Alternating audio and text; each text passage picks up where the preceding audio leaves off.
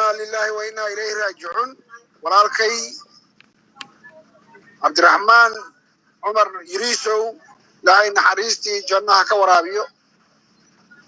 يريسو وحوها نين آدي قيمة بدن وصاحب لا وزارة ورفافينتا مدحو النقطة لبجر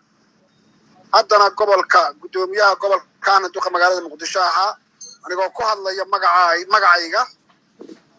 magaca wasaaradda warfaafinta dhammaan shaqaalaha iyo waxgaradka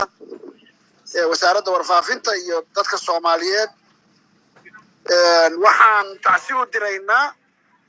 qoyskii caruurtii eheladii uu ka tagay Cabdiraxmaan Yiriisow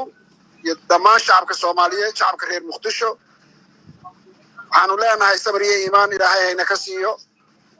waxaanu leenahay naxariistii janno ilaahay ha ka waraabiyo gacanka xaq daran oo argagixisa ayaa dishay marka ilaahay naxariistii janno ha ka waraabiyo